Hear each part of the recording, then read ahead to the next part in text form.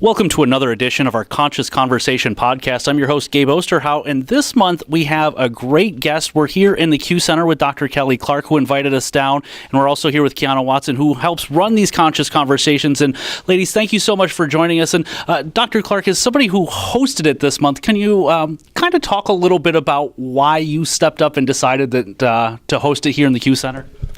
Oh, sure. Thanks for asking. Well, I think that working with transgender students on our college campus is probably the top question that people have when they think about LGBTQ students. So when I was asked if we could do something to host, here, I thought this was probably a perfect time to start opening up some broader questions and some conversations about working with our trans and gender expansive students. And to start that conversation, you had sent out an article. If you could kind of, I know it's difficult to do, but kind of sum up a little bit about what this article was that you sent out to kind of start this conversation. Sure. So the article is titled, Just Go In Looking Good: The Resilience, Resistance, and Kinship Building of Trans College Students. It's by Z. Nicolozo. If people want to try to look that up, it's published by Johns Hopkins University Press. You can find it in the library systems here. And so what the researcher does is to really try to take a different look at trans college students in particular, looking at resilience and resistance as opposed to the problem and the troubles and the ways in which trans students are not succeeding, but flipping that and saying, okay, so we have trans students on campus. What are they doing to be resilient? How can we mark those? And so the article talks about it's an ethnography, and so a small population of students, just 9 students that were followed for about an 18-month period. And so we can't really extrapolate to the general population of trans students, which is very diverse in the first place. But what we can take from the article are some of the questions and some of the illustrations that they give in terms of some of the things that trans students may be facing, even here on our own campus. And so some of the things that I liked about this article were thinking about ways in which trans and gender expansive students resist genderism and kind of mandatory binary gender culture on our college campuses. And you can imagine the college campus has a lot of that, just starting with the traditional way in which we house students. We're very fortunate here at Binghamton that we have gender inclusive housing, but many places do not have that.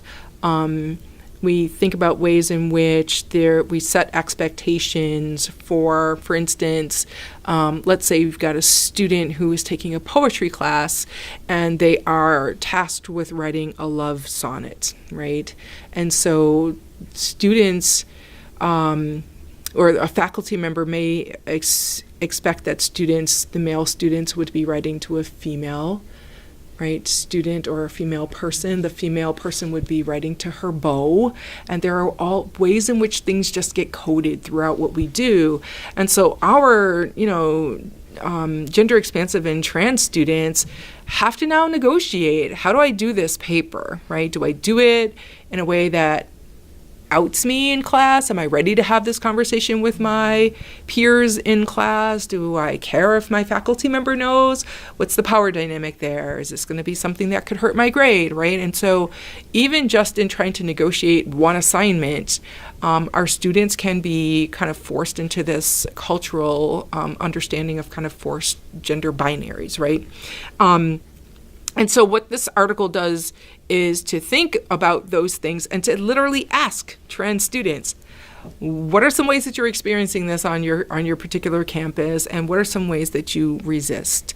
And so I think what the researcher finds is that students can resist in a number of ways. They resist by coming together to build what they call kind of kinship groups. Here on our campus, we have Transcend, which is a group that our trans and gender expansive students started on their own, to come together to find a safe place to talk about the day, a place where they know they're not going to have to worry with any of the gendered conceptions that they typically are dealing with all day being misgendered, a place where they can cry on each other's shoulder, a place where they can just have fun together, right? So they talk about that in the article. They also talk about the fact that students avoid certain places. So one of the things that they talk about in the article is the 2 Black students who were in this study who on their campus felt very assured that they could not participate in the Black Cultural Union because it was not a safe place for trans students, even though they identified as Black, right? And so students participate in certain things. They choose not to participate in other things. It also talked about some of the intersectionality that students experience. So, for instance, not being able to go to the Black Cultural Center, right? But it also talked about some students not being able to go into the LGBTQ spaces on their campus either, because even the gay students and the lesbian students were not able to create safe space for the trans and the gender expansive students. And I think in the end, this article is really helpful for us because it also warns us to really think about what do we, how do you put it? What is the maybe best ways for us to think about trans student existence on our campus? And so there are some trans students that may be visible, but is that the thing that our campus wants? Particularly if visibly trans students are not safe. So there may be some trans students who are not visible. And so do we feel that we're not doing a good job if the trans students are not visible? And these are really nuanced questions that the article has. So I like this one. Pick it up, people. Kiana, how encouraged are you at the number of people who showed up to discuss a topic like this? Especially, as Kelly mentioned, we are seeing more and more students coming and more students identifying with however they choose and, not drawing these borders. How important is it that we have a dialogue here? I think it's extremely important that we have a dialogue. Something that Dr. Clark mentioned during the conscious conversations was that we are experiencing more students who are coming to campus either already having had surgery for their transition or in process of a surgery, but just having more trans students on campus in general, and that this is going to be basically kind of like a growing trend that it's just going to become part of the norm of what we should expect, and that it is our responsibility to be prepared to meet the needs of all of our students, including our trans students. So I was really encouraged when I walked in a room and saw so many people sitting around down here in the beautiful Q Center. If you have not been down into the basement of the library to find the Q Center, I would encourage you to definitely do so. This is a absolutely beautiful space, and they have a very large meeting room if you ever need a meeting. But yes, I was very encouraged by the students and the conversation that took place, because I think what happened was we were able to create a space where staff felt comfortable coming in and sharing their knowledge or lack thereof about this group, this population of students, and were even vulnerable in talking about maybe some of their own biases, almost of, I needed to be in these 2 boxes, and this right here outside of that is making me kind of uncomfortable. But we need to be able to have those kinds of conversations, and people need to feel comfortable having those conversations so that they can be informed and educated. Because otherwise, people will talk back in the corner by themselves with other people who think the same kind of things, and then we're not really getting anywhere. So I think that spaces like this, having someone who is really knowledgeable to lead the conversation, like Dr. Clark, we also had people here from the Counseling Center who are partnering with Dr. Clark in some of this really important work, and having groups and having counselors at the Counseling Center who are specializing in working with our trans student and gender expansive. I like that. gender expansive students that we have here on campus. So yes, I was extremely encouraged. I thought the conversation was excellent, that it was definitely needed. I'm actually going to try and make that article available once we do post this podcast, so that people want to refer back to it, they can also do that as well. Dr. Clark, one of the things that you mentioned that I found very interesting is, we always talk about how difficult it is for a student to adjust to college and learning a new area and meeting new people. But I don't think a lot of people take into consideration how difficult it is for students who identify as trans or, to make that transition. Can you talk a little bit about that idea? Sure. I think you're referring to the story that I had of the student, and we've had more than one, of course, who, imagine it's your very first week of class, your very first year of college, and the very first thing that you have to do when you walk into every single class that week is to go to your professor and say, hey, you're going to see this name in your roster, but this is the name that I go by.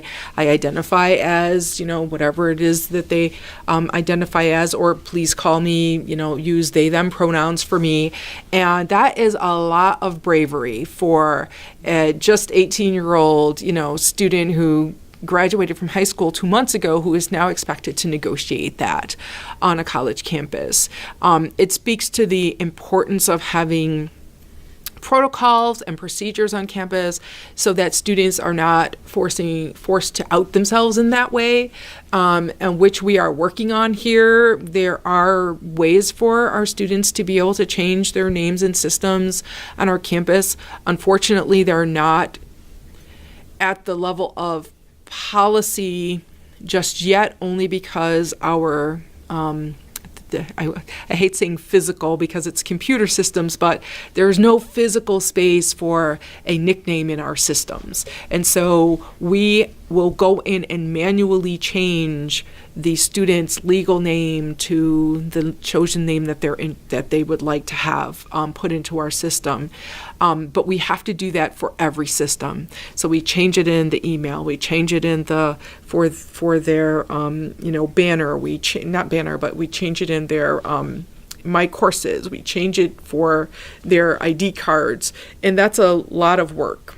So we don't have a policy yet because we just could not cover the number of students who would like to have those changes made. And in our instance, with so many international students on campus, the international students would be the single most, probably largest benefactor of that kind of policy.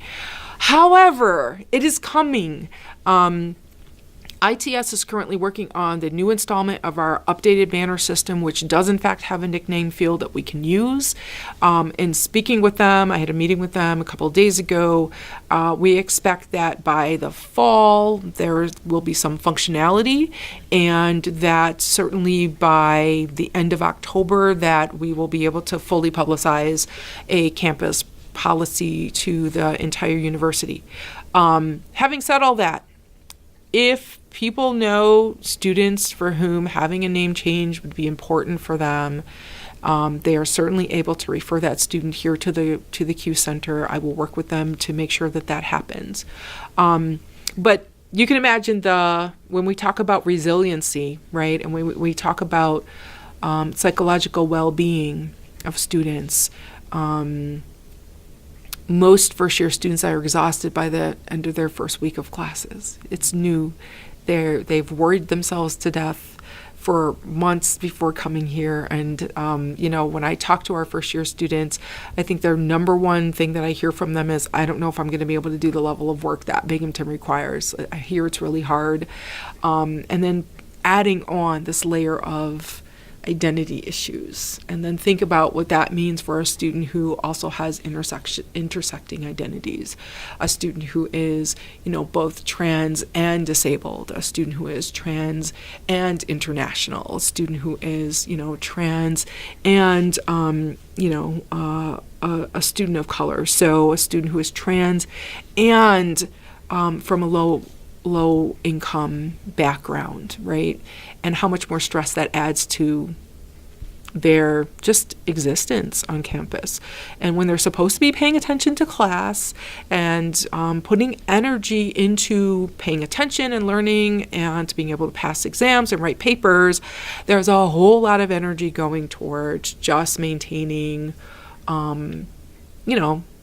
they're just maintaining themselves on campus because of having to negotiate these identities. And one of the other things we brought up is, while we're starting as a culture here at Binghamton University to become more understanding and more open and want to learn about these different things, some of these students come from cultures where, as you mentioned, there's the fear of death is in this. So on top of everything you just mentioned, now we have another layer of, oh my God, what happens if my parents find out?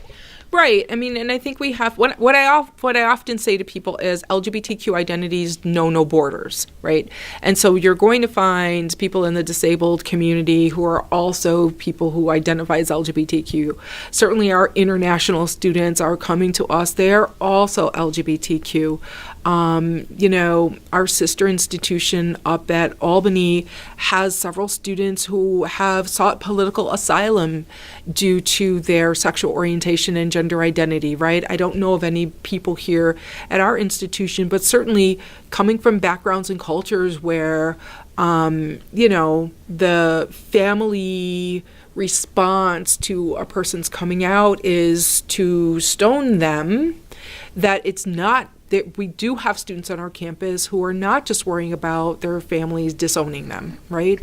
We have students who can worry about their family literally killing them, right? So we have 117 countries represented on our campus. And so I think one of the people talked about in the conversation today, just what the things that we're blind to that our students may be dealing with. And we don't know what they're negotiating unless we are interacting with them at a level of that understanding. So when we're seeking to be allies to LGBTQ students, trans students, gender expansive students, we really have to be doing all the work. We have to be doing our own work around race and ethnicity and nationality and disability and, religious understanding. And because in order to serve the LGBTQ population, all of those pieces are going to come with our students. And so if you're not doing your own work around race, you wouldn't understand when a student says to you, I don't feel like I can go to the Black Cultural Center, right? That's one of the things that was talked about in the article. If you're not doing your own work around class issues, then you don't understand when a student says to you, I don't plan to medically transition, because they can't afford to medically transition and how expensive that would be, right? So all of those things are really important. And I think it's a very interesting thing. Students are more understanding. It's more talked about now, as opposed to 20, 25 years ago when we were growing up. These were topics that, were never addressed. And because it's coming more to the forefront, I think one of the things that I took out of this is that it's not just the students who have to kind of adapt and learn and evolve. And I think you were just kind of touching on this, but, it's we as faculty and staff have to do this work as well. And, we all have to get to that point where, if a student comes to us, it's not necessarily a shock as it might be to some that, we understand that, hey, it's something I didn't think about is having to worry about their parents finding out on top of everything else. So it's things like that and conversations like this, I think, that's going to advance us as a campus and put us at Binghamton University as one at the forefront of this movement and making sure that students are comfortable regardless of their background or regardless how they identify, that all the students are here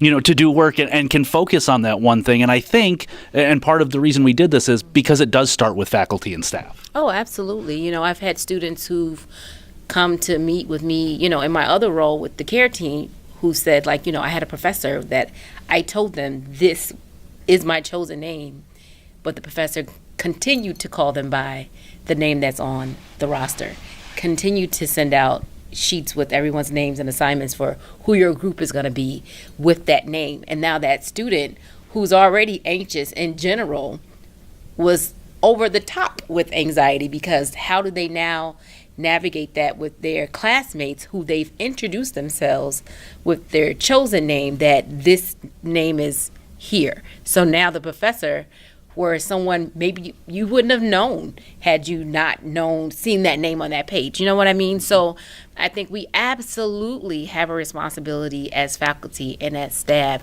to make sure that we are being sensitive to these students and handling, their needs the same way we would for any other student who had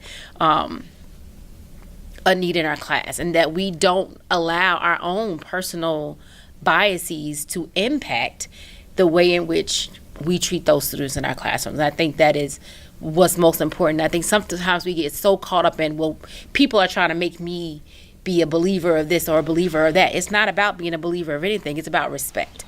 It's about respecting people. And you don't have to be in agreement to be respectful. If I'm telling you that this is my name, then that's the name that you call me. That's respect. It has nothing to do with belief or agreement. It is about respect at the end of the day. And I think that if we start to think about it differently, and not in terms of how sometimes it's portrayed in, the news or with our current administration and things like that, and we focus more on it just being people and individuals and respecting people and how you treat each other and why that's important in general, then I think that we can come to a better place, and that all students will begin to feel accepted. All students will begin to feel like this is a place for them. But it definitely goes back to, like Dr. Clark said, being in tune with who you are, knowing what your own biases are, knowing where your privilege lies, thinking about things like race. Because if you are a white male walking around this campus, you probably never have to think about race. That's not a conscious thought that happens for you. If you are an able-bodied person, you don't think about the ability to walk. That's not something that is a conscious thought for you. So we have to be cognizant of those things in working with people. And as a faculty member, your job is more than just teaching the coursework.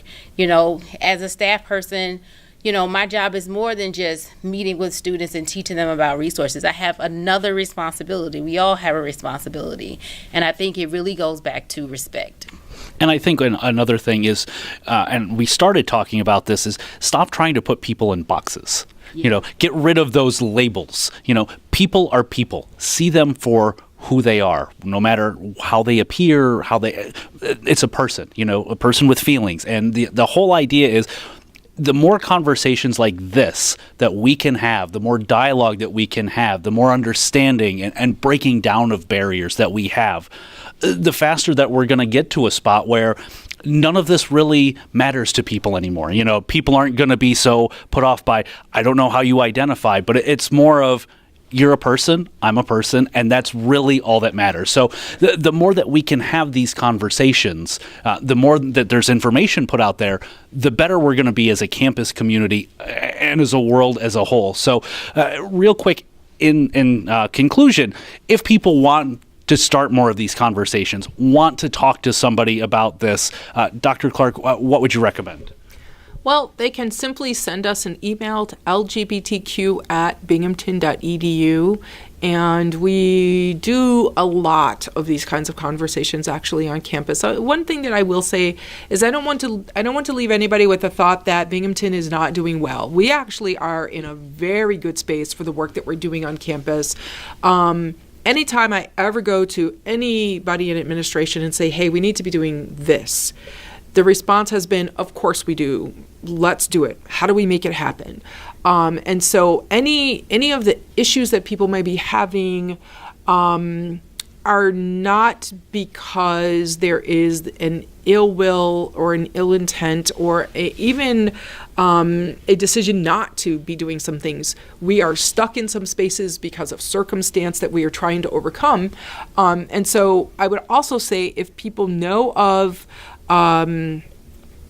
issues that students may be dealing with, or of blind spots that the administration may have, or places where we seem to be stuck, please bring those to our attention, because we really are, unlike pretty much any other university I've ever worked at, in a really good position for this work. I don't have to have a 2-year task force to study things here the way I've had to do in other institutions before we could get the administration to please allow us to just do X for students, right? And so please bring those to our attention. The other thing that we have started doing here at the Q Center, a couple years ago, we've been getting some requests from faculty to do some panels. And so we do have some students who've been trained as student speaker bureau members who can come in and do a panel for classes to help people to understand the lived experience of students.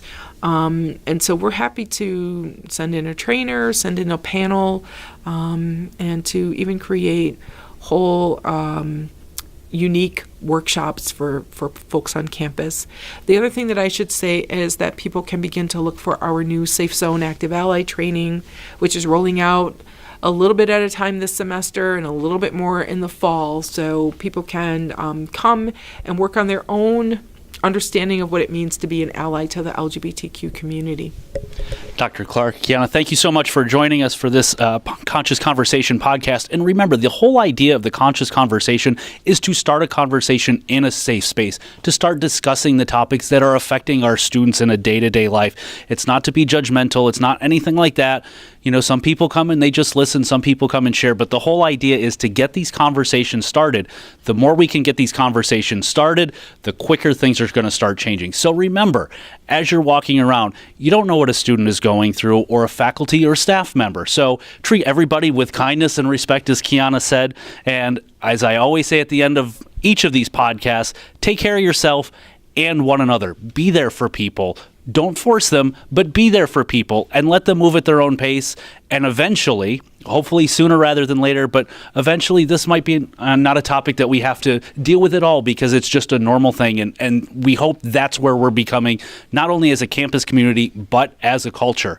Our next Conscious Conversation is coming up at the Downtown Center. It's April 9th. Can you talk real quick about the topic? Yes, so April is Black Women's History Month, so we have invited some Black women from Binghamton University campus to come and speak to us about their experience and about what is it like to be in higher ed as a Black woman in general. So that's going to be in room 220A. We will have some breakfast for you all, so because it will be at 9 a.m. in the morning, but we encourage you all to come out and learn some facts.